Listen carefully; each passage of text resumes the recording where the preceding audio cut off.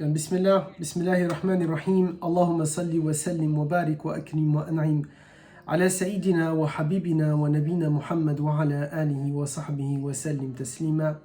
عدد ما احتبي علمك وخط به قلمك وأحصاه كتابك وارض اللهم عن ساداتنا أبي بكر وعمر وعثمان وعلي وعن الصحابة أجمعين وعن التابعين وتابعيهم بإحسان إلى يوم الدين. Amma ba'd, assalamu alaikum wa rahmatullahi ta'ala wa barakatuh. Et à mon chat également, qui vous dit salam alaikum, enfin j'imagine. Ahlan.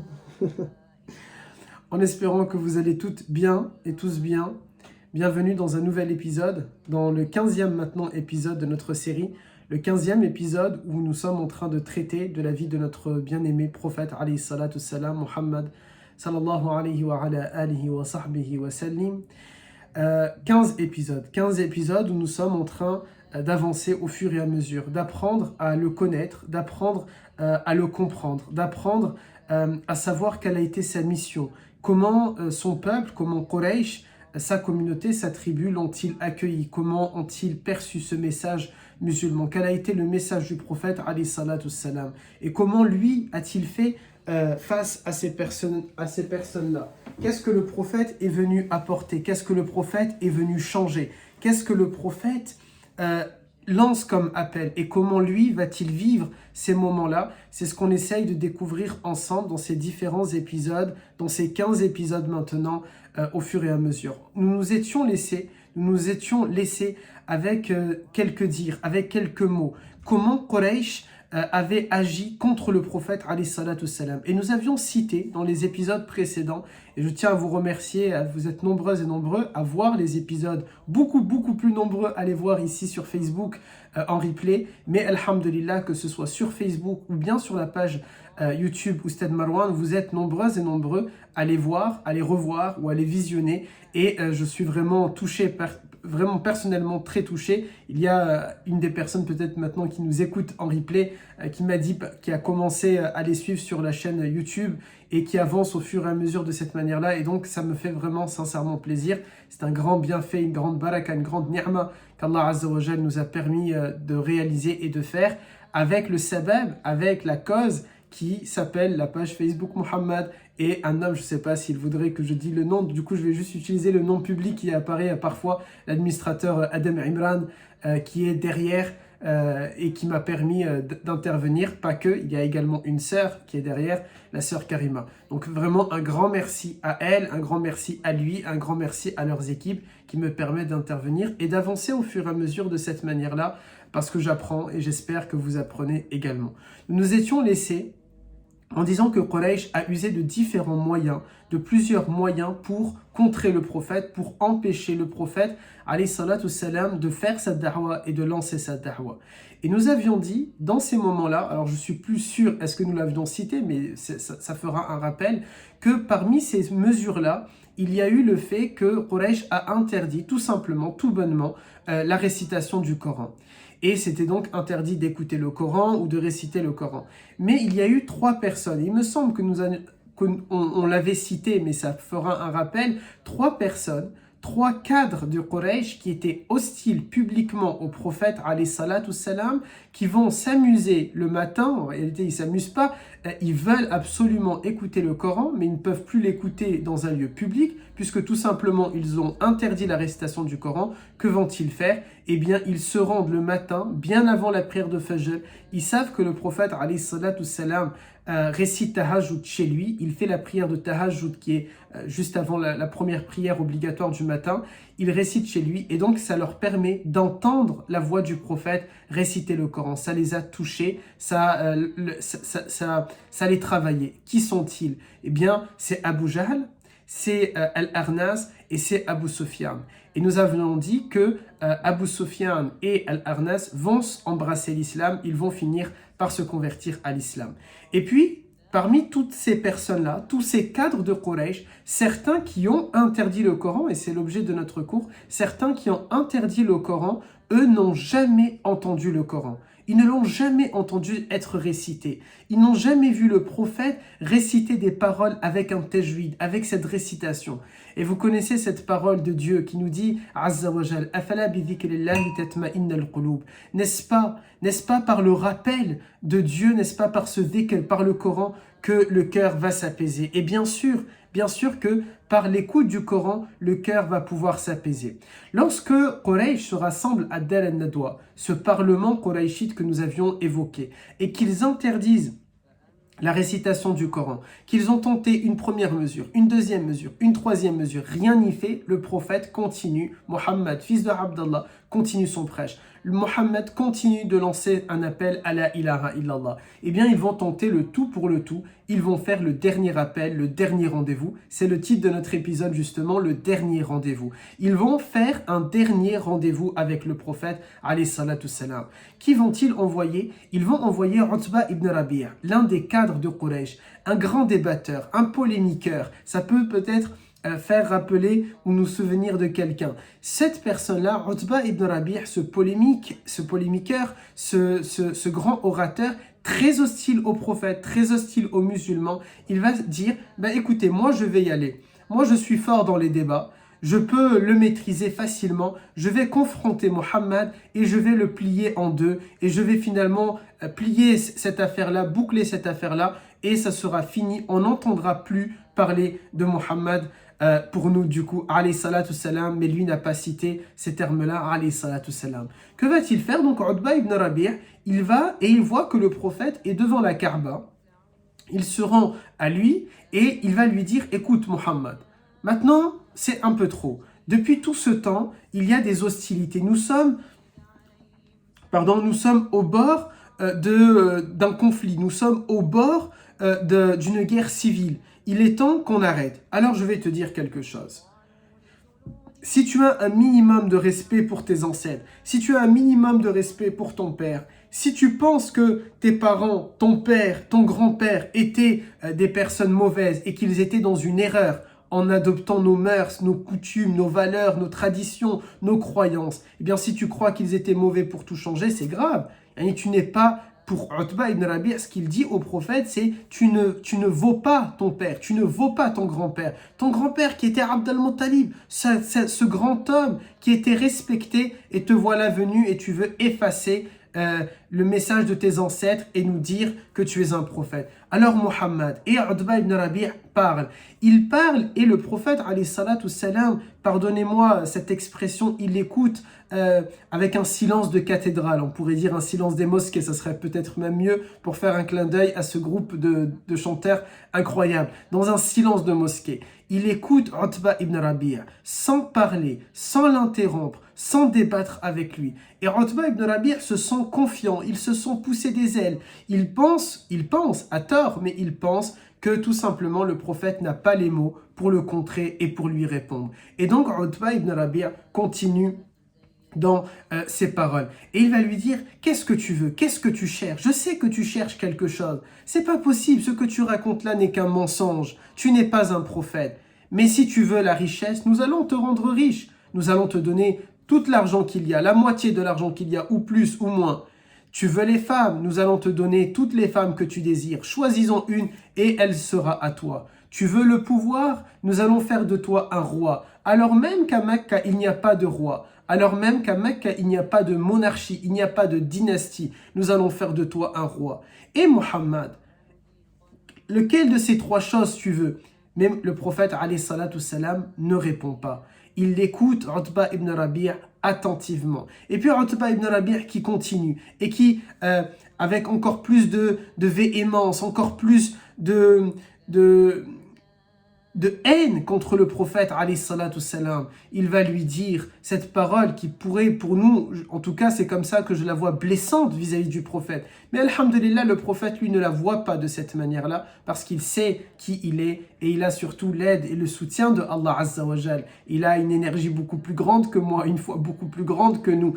Et tout simplement, donc il ne le voit pas ainsi. Mais Utba ibn Rabi' va dire ces mots qui, à mon sens, sont blessants. Il va dire au prophète, alayhi salatu salam, ou bien ce n'est ni la richesse, ni les femmes, ni le pouvoir qui t'intéresse, finalement peut-être que tu es juste malade mental, eh bien dis-nous-le et on va rassembler les plus grands médecins pour te guérir.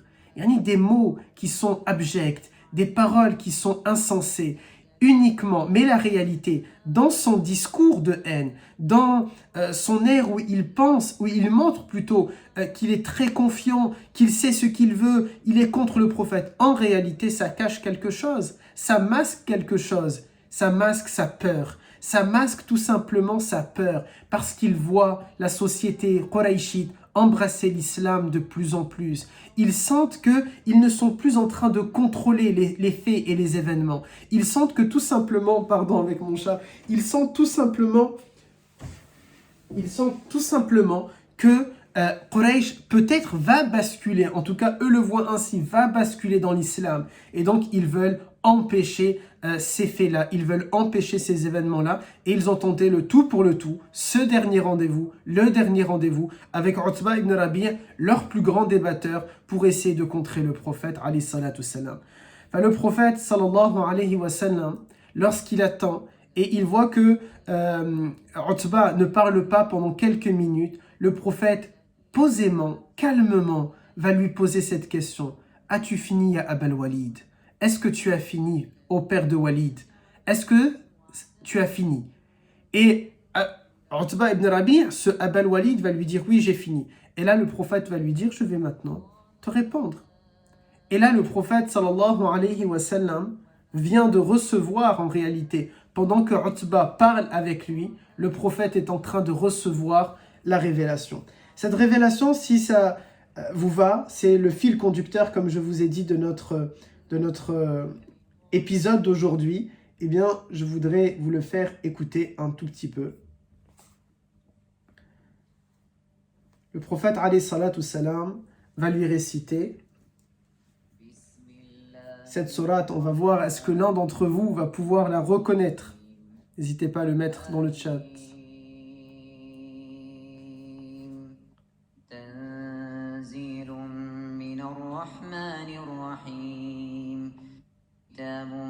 فصلت آياته قرآنا عربيا لقوم يعلمون بشيرا ونذيرا فأعرض أكثرهم فهم لا يسمعون وقالوا قلوبنا في أكنة مما تدعونا إليه وفي آذاننا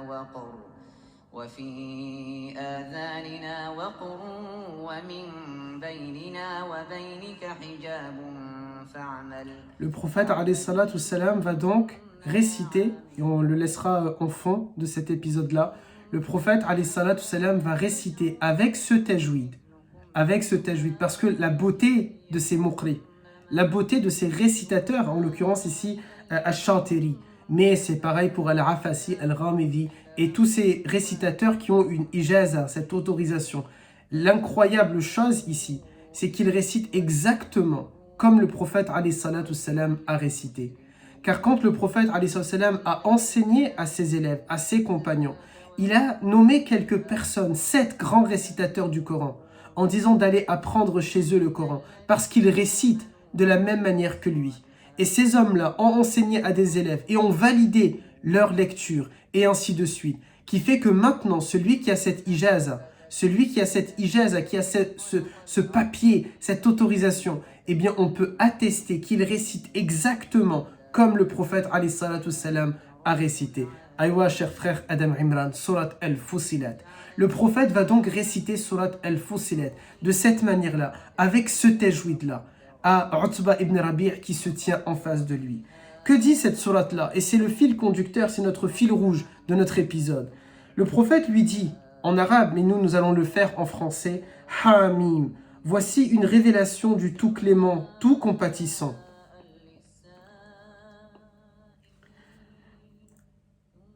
Un livre aux versets détaillés, un Coran en langue arabe pour des êtres dotés d'entendement, qui à la fois annonce une bonne nouvelle et met en garde contre le châtiment. Mais la plupart des hommes et des femmes bien sûr, des hommes s'en détournent et refusent de l'entendre, en disant « Nos cœurs sont inaccessibles à ce à quoi tu nous appelles, et nos oreilles sont frappées de surdité. Entre toi et nous se dresse un obstacle. Agis donc comme tu l'entends, et nous agirons de notre côté à notre manière. Ce que dit ici Allah Azza wa Jal, car c'est le prophète qui récite, mais c'est la parole d'Allah Azza wa Jal. Dans ce verset-là, le verset numéro 5, Allah Ta'ala reprend les mots, le discours de Quraysh. C'est lorsque Quraysh dit « Nos cœurs sont inaccessibles, on n'arrive pas à comprendre ce que tu nous dis. Il y a comme un hijab entre toi et nous, on ne comprend pas, on n'arrive pas à comprendre. » Ce à quoi le Coran leur répondra dans une autre sourate, dans d'autres endroits du Coran. فَلَهُمْ أَعْيُنٌ وَلَا يُبْصِرُونَ بِهَا. Ils ont des yeux mais ne voient pas. وَلَهُمْ قُلُوبٌ وَلَهُمْ أُذُنٌ وَلَا يَسْمَعُونَ بِهَا. Ils ont des oreilles mais n'entendent pas.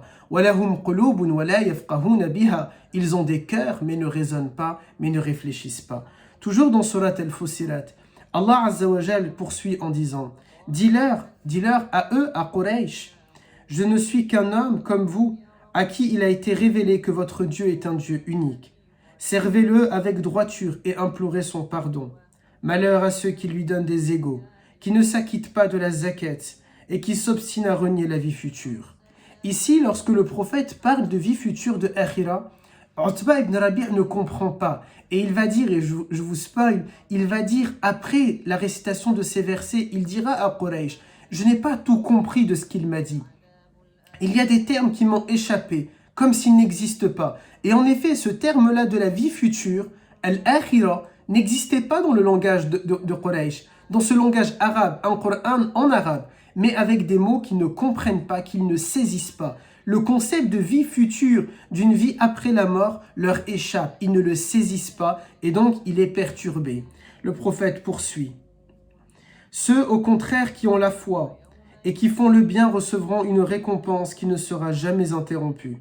Dit, quoi, renierez-vous celui qui a créé la terre en 2 étapes et lui donnerez-vous des égaux, à lui, le maître de l'univers, qui a établi sur la terre des montagnes comme des piliers et qui l'a béni, qui a réparti en 4 étapes d'égale durée les ressources répondant aux besoins exacts des vivants, et qui, s'occupant ensuite du ciel, qui n'était encore qu'une nébuleuse, lui dit ainsi qu'à la terre, soumettez-vous bon gré ou de force. Nous voilà entièrement soumis, répondirent-ils. Au fur et à mesure de ces versets, au fur et à mesure de cette récitation du Coran, que fait le prophète alayhi salatu salam face à face avec Utba ibn Rabi', Utba ibn Rabi' qui est debout, commence à sentir ses jambes devenir lourdes. Il commence à sentir qu'il frissonne, qu'il tremble. Il commence à ne pas se sentir bien. Il commence à sentir que quelque chose se passe à l'intérieur de lui-même, autour de lui, comme si quelque chose est en train d'arriver et de l'étouffer. Le prophète poursuit en disant « Et de cette nébuleuse, il tira la substance des cieux en 2 étapes et assigna à chaque ciel une fonction bien déterminée, tout en couvrant le ciel le plus bas de luminaires, ce que nous appelons les étoiles, pour l'embellir et aussi pour le protéger. Tel fut l'ordre établi par le Tout-Puissant, l'Omniscient.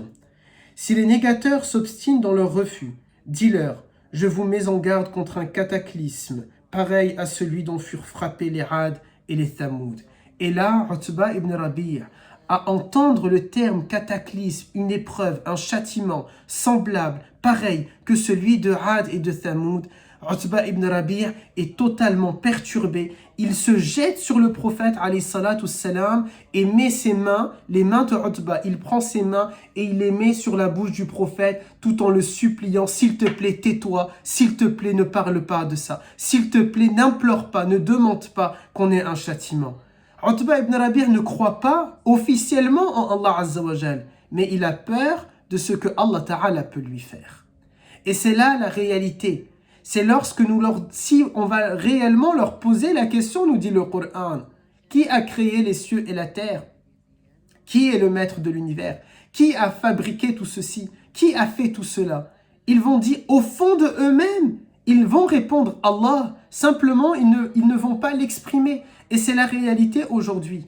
C'est la réalité d'aujourd'hui. Beaucoup de personnes savent au fond de eux-mêmes qu'il y a un Dieu unique qui existe, mais ils ne le prononcent pas. Parce qu'ils se disent, si je le dis, je dois à ce moment-là agir en conséquence. Je dois faire de cette manière-là. Je dois obéir. Je dois peut-être me voiler ou je dois en tout cas couvrir ma awra. Je dois jeûner, je dois prier, je dois donner en aumône, je dois faire ceci. Ils se disent et s'imaginent toute cette montagne de responsabilités, d'obligations et donc ils préfèrent nier l'existence de Allah Azza wa Jal pour ne pas rompre avec telle personne, pour ne pas cesser de boire telle boisson ou pour ne pas arrêter de continuer d'aller fréquenter tel ou tel lieu, d'avoir tel ou tel loisir. Mais en réalité, au fond de eux-mêmes, ils savent qu'il y a un Dieu. Et alhamdulillah, simplement c'est dommage qu'ils ne vont pas le déclarer haut et fort et le dire et le revendiquer haut et fort. Parce que c'est ça la réalité de Utba ibn Rabi'.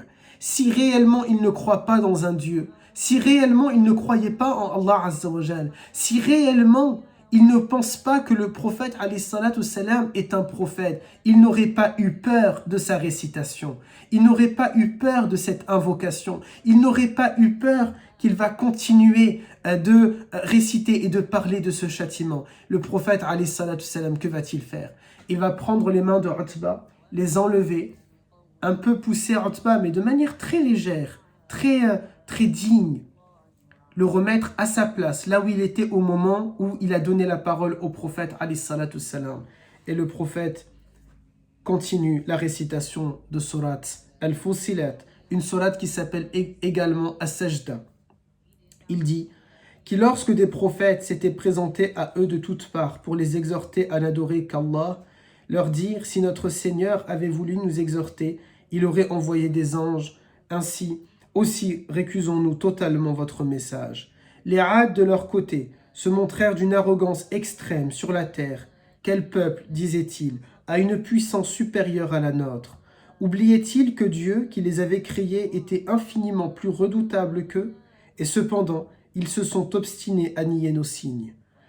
Nous déchaînâmes alors contre eux un vent impétueux et glacial durant des jours néfastes pour leur faire goûter un supplice avilissant en ce monde, sans compter le supplice plus avilissant encore dans la vie future où ils ne pourront bénéficier d'aucun secours.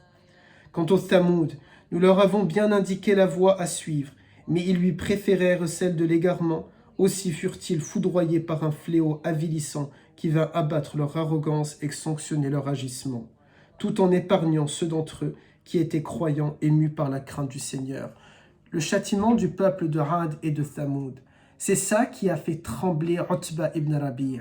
Pourquoi? Parce que Utba ibn Rabi', souvenez-vous, rappelez-vous où vit le prophète alayhi salatu salam. Il vit dans un désert d'Arabie, dans le désert d'Arabie de Quraysh. Et ce désert que nous pouvons encore constater, encore voir sur Google Maps ou en nous y rendant, ce désert que nous savons qu'en Arabie il fait chaud, eh bien ce désert, c'est le signe, c'est plutôt la preuve, c'est la répercussion du châtiment du peuple de Had et de Thamoud. Un peuple très lointain, des milliers et milliers et milliers d'années avant le prophète alayhi salatu salam. Cette terre d'Arabie était une terre fertile, une terre où il y avait énormément de champs, de palmeraies, de fruits, très vertes, comme l'Amazonie, très verte, il faisait bon vivre. Mais parce que le peuple de Had et de Thamoud, selon notre pensée, selon notre croyance, selon notre histoire avec un grand H, quand le peuple de Had et de Thamoud a voulu défaire les prophètes, a traité de mensonges leurs prophètes, ont voulu tuer leurs prophètes, quand le peuple de Had et de Thamoud n'ont pas voulu obéir aux commandements, aux règles, quand ils n'ont pas appelé au bien, quand ils ont convenu de faire le mal et n'ont pas convenu de faire le bien, eh bien Allah Azza wa Jal, entre autres châtiments qu'il leur a envoyés, entre autres épreuves qu'il leur a envoyées, eh bien Allah Azza wa Jal leur a envoyé une sécheresse qui fait que cette sécheresse a rendu aride cette terre-là. Aride. Et cette aridité, elle existe jusqu'à maintenant. Cette aridité, nous pouvons la constater jusqu'à maintenant. Et l'histoire du peuple du prophète, alayhi salatu salam, l'histoire des Arabes particulièrement, mais de manière générale des musulmans, est liée en réalité au peuple de Had et de Thamoud. Car nous pensons, dans notre philosophie, dans notre croyance, que parmi les grands signes de la fin des temps, et je ne suis pas un partisan de parler énormément et constamment et tout le temps de la fin des temps arrive, la fin des temps arrive. Maintenant, le discours à la mode, c'est de dire d'opposer entre la fin du mois et la fin du monde. Eh bien, moi, j'ai plutôt envie de théoriser entre la fin personnelle et la fin du monde. Parce que la probabilité, bien sûr, c'est Dieu qui connaît et c'est Dieu qui décide le temps et l'heure et le moment. Mais la probabilité, je parle bien de probabilité. La probabilité, c'est, on se dit, lorsqu'on voit les grands signes qui ne sont toujours pas tous là, eh bien, c'est que je connais ma mort avant de connaître la fin des temps. C'est que je connaisse ma mort avant celle de la fin de l'humanité. Eh bien, dans ces grands signes que pour le moment je ne vois pas encore arriver, il y a que l'Arabie, cet endroit que Allah Azza wa Jal a rendu aride à cause du peuple de Ad et du peuple de Thamoud, eh bien, il doit devenir de nouveau fertile. Et donc, nous sommes liés quelque part au peuple de Ad et de Thamoud. De même, nous sommes liés au peuple de Ad et de Thamoud. Pourquoi? Ce que Quraysh sait ardemment, à ce moment-là, Utba ibn Rabi' le sait, c'est que le peuple de Ad vivait dans leur région, dans cette région, c'est leurs ancêtres, ils vivaient là.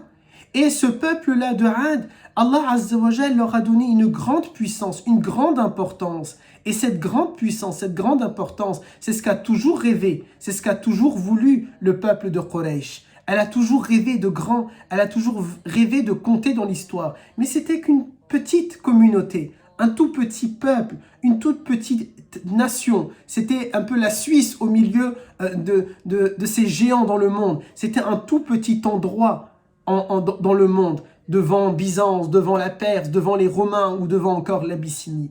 Et encore une fois, le peuple de Ad et de Thamoud est intimement lié à notre histoire avec un grand H aussi. Pourquoi? Parce que comme Allah Azza wa Jal a fait sortir du peuple de Had dans cet endroit-là une certaine puissance, puis à Quraysh, Allah Ta'ala leur a donné une certaine valeur, une certaine importance, une certaine grandeur lorsqu'il a choisi cet endroit-là pour faire sortir celui qui est la miséricorde pour l'humanité, Mohammed, qui est l'objet de notre étude et l'objet de cette page-là. Eh bien, aussi, Allah Azza wa Jal a donné à la nation musulmane que ceux qui vivent dans cette région-là vont toujours vivre avec certaines ressources. Et nous le voyons aujourd'hui.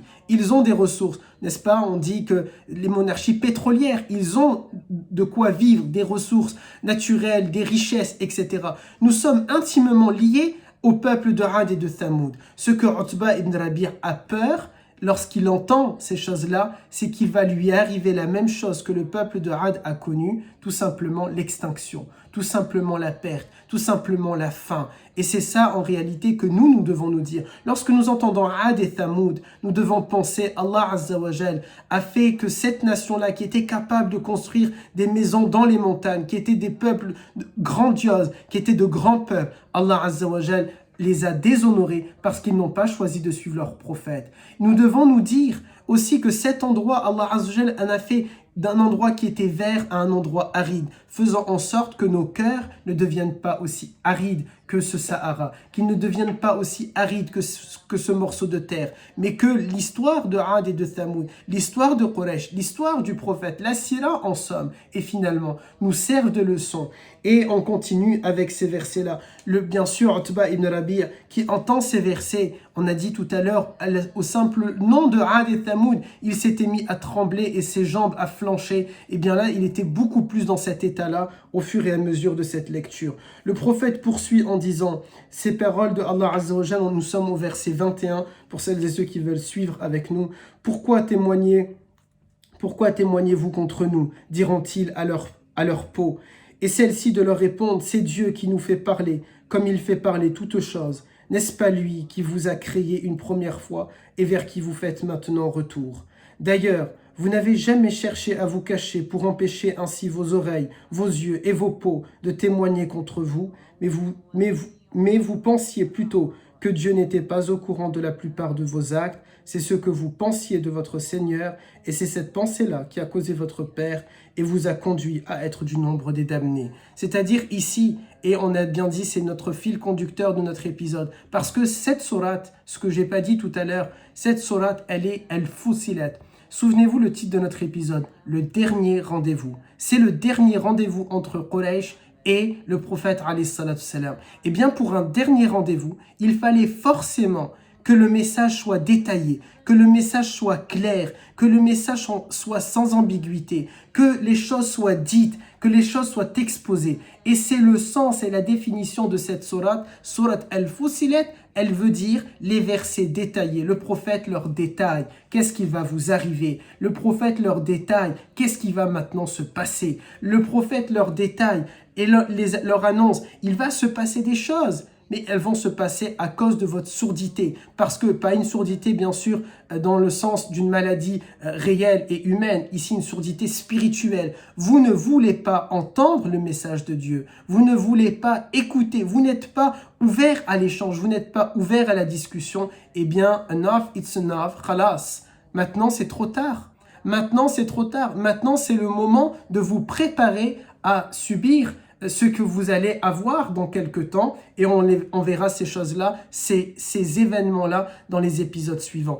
Mais ici, c'est ce que dit le prophète. Et il leur rappelle quelque chose qui leur est étranger pour Quraysh, mais que nous savons et que parfois nous oublions. Et nous devons donc nous dire, il ne faut surtout pas que ça nous devienne étranger, comme ça l'était pour Utba ibn Rabi', pour Abu Jahal, pour Umayya ibn Khalaf, pour Al-Walid ibn al-Mughira, et pour toutes ces personnes-là, tous ces cadres de Quraysh qui ont été hostiles au bien-aimé alayhi salatu salam. C'est ce que nous dit Allah Azza wa Jalla dans les versets 21 à 24. C'est que notre peau, nos oreilles, nos yeux, nos bras, nos jambes, notre ventre, tout va témoigner pour ou contre nous. Tout simplement pour ou contre nous. Des personnes qui doivent se présenter devant la justice, ils doivent mobiliser leurs témoins, des témoins en leur faveur, et l'État va mobiliser peut-être, quand il y a une affaire judiciaire, il y a la défense et il y a, je ne sais plus comment on appelle ça, en tout cas il y a ceux qui accusent l'accusation et il y a la défense. Eh bien chacun a ses témoins, chacun a ses témoins. Eh bien ce jour-là, Allah Azza wa Jal à ces témoins-là. Et ces témoins, c'est notre oreille, c'est notre peau, ce sont nos organes qui sont les créatures de Allah Azza wa Jal et qui vont témoigner. C'est le sens de ces versets-là. Le prophète poursuit cette lecture en disant, aujourd'hui, même s'il se résigne, l'enfer n'en sera pas moins leur demeure, et même s'ils s'excusent, ils ne seront pas pour autant excusés. C'est-à-dire maintenant, c'est un décret de Allah Azza wa Jal. C'est trop tard pour les cadres de Quraysh. Et pourtant, nous sommes qu'au début de l'islam. Mais leur hostilité contre le prophète a été telle, et on en a parlé dans les épisodes précédents, a été telle que maintenant c'est trop tard. Maintenant c'est trop tard. Même s'ils décidaient de changer, ils ne peuvent plus le faire. Ils ne peuvent plus effacer le poids de ce qu'ils ont commis, de ce qu'ils ont fait. L'enfer sera leur demeure, et c'est ainsi qu'Allah Azza wa Jal a scellé leur sort dans le verset 25 de dans le verset 24 de Surat Al-Fussilat. Puis Dieu continue en disant, nous leur avions suscité de mauvais compagnons qui embellissaient tout à leurs yeux, aussi bien dans le présent que dans le futur, et c'est ainsi que se réalisa contre eux le décret divin qui avait condamné dans le passé tant de peuples, de djinns et d'hommes, et que leur perte fut consommée. Les négateurs disent, n'écoutez pas ce Coran, mais faites du caillou quand il est récité, peut-être en triompherez-vous ainsi. Ce passage-là, nous en avions également parlé. C'est-à-dire, souvenez-vous, lorsqu'ils ont interdit la récitation du Coran, qu'ont-ils fait au début? Eh bien, tout simplement, ils ont fait du bruit pour que personne n'écoute ce Coran-là. Ce Coran-là, il disait, il nous dérange, mais en réalité, il leur faisait du bien. Ce Coran-là qu'il disait, nous ne voulons pas l'écouter. Pourquoi? Tout simplement parce qu'il vient les réformer, il vient les changer, il vient les mettre devant le fait accompli. Il vient leur dire à quel point ils sont mauvais, à quel point ils sont inconscients, à quel point ils sont arriérés, à quel point ils sont pas du tout modernes, pas du tout dans le moment, à quel point ils sont, pardon du terme, mais bêtes. Eh bien ce Coran-là, qui les met devant ces réalités-là, Quraysh ne l'a pas souhaité, ne l'a pas voulu. Et donc ils ont fait du caillou, ce caillou-là, ce bruit-là, Allah Azza wa Jal leur rappelle, vous avez ce que vous méritez parce que voilà qu'est-ce que vous avez fait. Vous avez fait ce bruit-là pour ne pas l'entendre. Et bien maintenant, votre responsable, votre dernier responsable, votre dernier argument, votre dernier espoir qui est devant mon prophète, eh bien il vous récite le Coran Et cet homme-là que vous avez envoyé pour faire éteindre la lumière d'Allah Azza wa Jal, eh bien, il est bouche bée devant cette parole-là. Il n'arrive pas à s'imprégner de cette parole-là. Il n'arrive pas totalement à la comprendre. Il est mal devant cette parole-là parce que ça lui fait quelque chose. Le pouvoir des mots, tout simplement. Le prophète, alayhi salatu salam, est en train de subjuguer Utba ibn Rabi', mais malgré qu'il est subjugué, tout simplement, Utba ibn Rabi' ne peut plus se convertir à l'islam. Utba ibn Rabi' ne peut plus rejoindre cette communauté religieuse. Le prophète poursuit. Nous infligerons à ces impies un châtiment implacable et nous les ferons durement payer tout le mal qu'ils ont commis. C'est ainsi que la rétribution des ennemis de Dieu sera l'enfer, où leur séjour sera éternel pour avoir refusé de reconnaître nos signes. Seigneur, diront les infidèles, montre-nous ceux des djinns et des hommes qui ont été responsables de notre déchéance. Nous voudrions tant les humilier en les écrasant sous nos pieds. Mais à ceux qui affirment notre Seigneur est Dieu et se conduisent avec droiture, les anges descendront et s'adresseront en ces termes, ne craignez rien et ne vous tourmentez de rien, réjouissez-vous plutôt de la bonne nouvelle du paradis qui vous a été promis. Ce que le prophète alayhi salatu salam dit à Utba, c'est non seulement Utba, tu vas galérer ici dans Dunya, mais tu vas aussi galérer en enfer et tu vas également galérer parce que les gens vont dire tu étais notre leader et c'est toi qui nous as amenés ici. Imaginez dans quel état Utba ibn Rabi' est en train de se retrouver.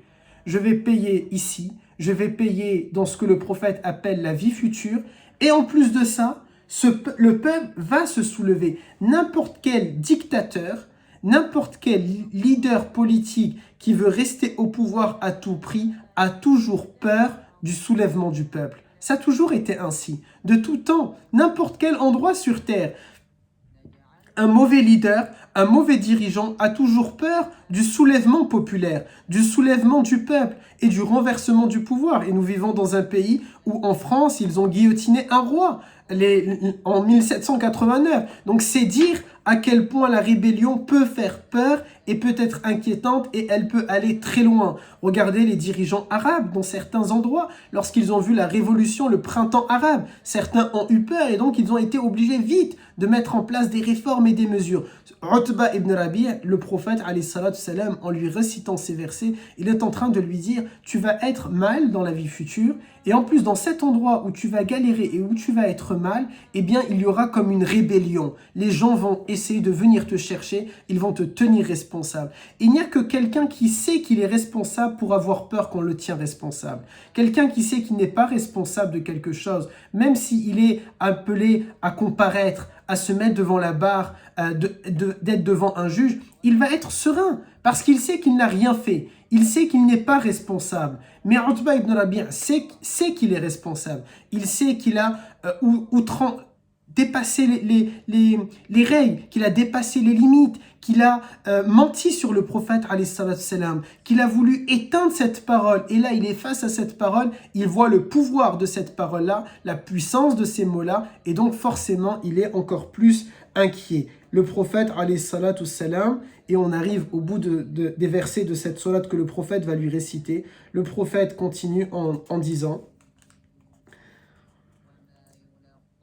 notre soutien vous est acquis, c'est-à-dire à ceux bien sûr qui sont croyants ici, notre soutien vous est acquis, aussi bien dans ce bas monde que dans la vie future, où tous vos désirs seront comblés et tous vos vœux seront exaucés. C'est-à-dire Allah Azza wa Jal nous parle à nous, à vous, à moi, bi'idnillah, si Dieu l'accepte et si Dieu nous le permet.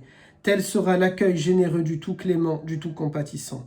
Qui donc tiendrait un meilleur discours que celui qui appelle les hommes à Dieu, fait œuvre pie et proclame tout haut son appartenance à l'islam.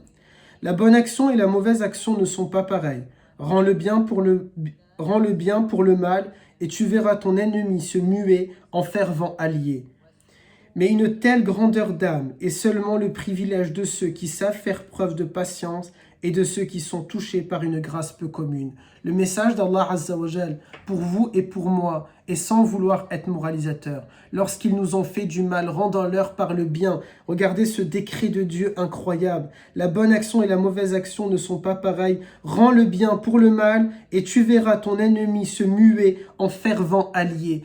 On a ici tout simplement la clé de la réussite pour que ceux qui veulent être nos ennemis se retrouvent malgré eux, bon gré mal gré, être nos plus grands alliés, tout simplement lorsque nous allons le rendre par le bien.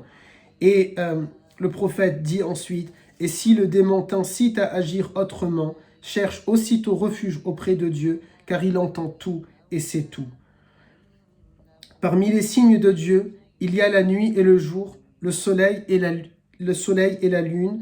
Ne vous prosternez ni devant le soleil ni devant la lune, mais prosternez-vous uniquement devant celui qui les a créés, si vous lui vouez un culte sincère. Le prophète alayhi salatu salam arrive à ce verset-là, le verset 37 de Surat Al-Fussilat. Il se prosterne devant la Kaaba, il se relève et il dit à Utba ibn Rabi', voilà ma réponse pour toi. Et il s'en va. Utba ibn Rabi' va rester quelques instants choqué par l'ensemble des mots qu'il vient d'entendre.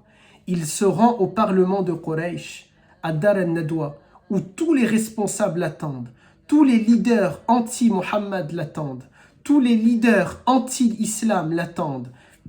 Ils sont tous persuadés, notre grand orateur, notre grand débatteur, celui qui a les mots justes, celui qui sait parler, il va revenir avec la bonne nouvelle. Utba ibn Rabi' arrive perturbé, titubant, et il leur dit ce que je viens d'entendre, je n'ai pas tout compris. Je n'ai pas compris tout ce qu'il m'a dit, mais wallahi, je vous jure, laissez-le tranquille. Ne lui faites rien. Il est venu avec un message fort. Et cet homme, un grand destin l'attend. Cet homme va changer le monde. Si les étrangers le prennent et le tuent, nous ne serons pas responsables.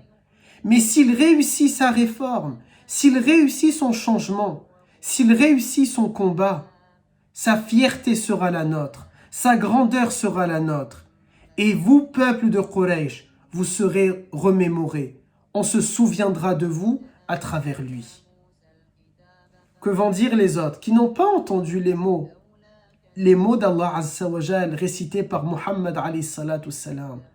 Eh bien, ils vont dire l'excuse facile qu'on dit et qu'ils ont dit et répété encore et encore. Et ils vont dire, il t'a ensorcelé. Il t'a, pardonnez-moi ce terme-là, mais mes élèves ici à Montpellier me diraient, c'est de la barat, du baratin, tout simplement. Eh bien, c'est ce que Quraysh est en train de dire. Ils sont en train de dire à Utba, il t'a ensorcelé. Il a mis du baratin à l'intérieur de ton esprit. Mais Utba ibn Rabi' lui est convaincu, non, vous dites n'importe quoi. J'ai entendu. Ça, ce message-là, ce n'est pas de la magie. Ce n'est pas des poèmes, ce n'est pas juste un discours joli avec des voyelles et des sons et des prolongations. Non, c'est un message puissant, c'est un discours puissant. Et il y a des discours ainsi qui marquent. Eh bien, le Coran est un discours qui marque, puisqu'il est dit par le plus grand des orateurs, par celui qui est le plus grand, celui qui s'exprime le mieux, Allah Azza wa Jal. Tout simplement, Allah Azza wa Jal. Utba ibn Rabi' du coup s'en va. Quraysh ne sait pas quoi faire. Quraysh se dit, nous sommes vraiment maintenant face à comment va-t-on faire pour résoudre le problème et le cas de Muhammad? Eh bien, après le dernier rendez-vous avec le prophète alayhi salatu salam, il leur faut un dernier rendez-vous pour se mettre d'accord sur les ignominies encore et encore qu'ils vont faire au prophète alayhi salatu salam. Il leur faut tout simplement un agenda pour mettre fin. Ils ont compris que même le plus grand des orateurs n'a pas réussi face au prophète alayhi salatu salam. Il leur faut trouver quoi faire. Ce sera pour eux leur dernier rendez-vous à eux, entre eux, pas devant le prophète. Vous l'avez bien compris, il leur faut maintenant quelque chose de radical, quelque chose d'extrême, et on aura l'occasion de voir ce qu'ils vont faire, ce qu'ils vont décider et qui aura ces idées-là dans le prochain épisode. bi'idnillah. Et je crois que c'est intéressant de finir justement cet épisode. Vraiment, c'était le dernier rendez-vous, le dernier discours avec le prophète alayhi salatu salam. Un discours qui s'est fini par Surat Al-Fussilat, avec cette prosternation et cette parole qu'on peut appeler comme une punchline, où le prophète alayhi salatu salam se lève, regarde droit dans les yeux Utba, qui est totalement perturbé, qui ne tient pas debout, qui ne ressent plus à rien, lui le grand Utba, en lui disant: voilà ma réponse pour toi. Tu as bien parlé tout à l'heure, je t'ai écouté sagement. Voilà ma réponse. C'est pas moi qui parle, c'est le Coran qui est en train de parler. Et le prophète alayhi salam va faire cette prosternation qui est devenue une prosternation pour nous obligatoire. Lorsque nous lisons Surat Al-Fussilat, nous nous prosternons. Et bien faisons en sorte, souvenez-vous, lorsque nous disions dans différents épisodes, et c'est l'occasion de le répéter, lisons la sira, apprenons la vie du prophète alayhi salam en la mettant en pratique au quotidien. À chaque prosternation, parfois on me dit ici, mes garçons, mes élèves à Montpellier me disent parfois: Oustad, comment on peut se concentrer dans la prière? Et je leur dis: essayez de vous rappeler de certains événements, de certains faits. Essayez de comprendre le Coran. Essayez de comprendre la symbolique, le symbole d'un geste. Et bien, faisons en sorte que maintenant, lorsque nous nous prosternons, souvenons-nous que le prophète alayhi salatu salam a rendu à Allah ce qui appartient à Allah, a utilisé les mots d'Allah Azza wa Jal pour faire taire le plus grand orateur de Quraysh, et le plus grand orateur de Quraysh est resté tout simplement implacable devant cette parole-là. Il ne peut rien dire. Et ce qu'il y a de beau aussi, c'est que Allah Ta'ala a fait en sorte que Utba ibn Rabi' ne peut pas répondre, comme une symbolique, comme un message. On ne peut rien dire après la parole de Allah Azza wa Jal. On ne peut pas éteindre la parole de Allah Azza wa Jal. Ce sont sur ces derniers mots que je peux vous laisser. Méditez sur le Coran. Lisez Surat Al-Fussilat. Plongez-vous dans Surat Al-Fussilat. Écoutez-la en arabe et lisez-la en français si vous comprenez que le français. Écoutez-la en arabe et lisez-la en arabe si vous êtes arabophone. Écoutez-la en arabe et lisez-la en anglais si vous êtes anglophone. Peu importe. Mais comprenez le message, comprenez la parole, méditez sur le Coran, puisse Allah Azza wa Jal nous accorder la compréhension de sa parole, la compréhension de son livre. Puissions-nous ne pas être de ceux que Allah Azza wa Jal dit: ils ont des yeux mais ne voient pas. Puisse Allah Ta'ala nous permettre de voir avec nos yeux, de voir dans la vie d'ici-bas, dans la vie réelle, et de voir aussi dans la vie spirituelle, de voir la vérité lorsque Allah Ta'ala nous l'expose. Puissions-nous ne pas être de ceux que Allah Azza wa Jal nomme et cite en disant: ils ont des oreilles mais n'entendent pas. Puissions-nous être préservés de la surdité dans Dunya, dans la vie présente, mais aussi dans la vie réelle. Mais puissions-nous aussi ne pas être de ceux et de celles qui sont sourds, qui ont cette forme de surdité lorsqu'ils entendent les paroles de Allah Azza wa Jal, les commandements de Allah Azza wa Jal. Puissions-nous ne pas être de celles et ceux que Dieu nous dit dans le Coran: ils ont des cœurs mais ne raisonnent pas. Puissions-nous toujours avoir un cœur qui bat pour la ilaha illallah, qui vit pour la ilaha illallah, qui aime pour la ilaha illallah, qui déteste pour la ilaha illallah. Un cœur qui aspire à rencontrer son Seigneur, un cœur qui va aimer le bien-aimé alayhi salatu salam. Puissions-nous avoir un cœur vivant et non pas un cœur malade, et encore moins un cœur mort. Puissions-nous ne jamais être dans ce point de non-retour que Allah Azza wa Jal a scellé le cœur de Utba ibn Rabi'. Puissions-nous vivre avec la ilaha illallah, mourir avec la ilaha illallah et être ressuscités avec la ilaha illallah. Puissions-nous ne pas être semblables à des animaux qui ne raisonnent pas, mais puissions-nous être des personnes qui raisonnent. Puissions-nous être des personnes qui sont en train de suivre le chemin que Dieu nous a demandé. Et puissions-nous comprendre la décision divine. Puissions-nous comprendre la volonté de Dieu. Puissions-nous comprendre ce que Allah Azza wa Jal attend de nous, ce que Allah Azza wa Jal veut de nous. Puissions-nous être de ceux qui vont toujours être satisfaits avec leur destin, satisfaits avec la décision de Dieu. Puissions-nous être des personnes qui avons la confiance en Allah Azza wa Jal. Puissions-nous être enfin des personnes qui vont pouvoir rencontrer le bien-aimé, alayhi salatu salam, en étant fiers de leurs actions, en étant fiers de leur accomplissement, en étant fiers de ce qu'ils ont fait. Puissions-nous être de celles et ceux qui vont avoir un cœur épanoui, réjoui, apaisé, dès lors qu'ils vont voir le sourire sur le visage du bien-aimé, alayhi salatu salam.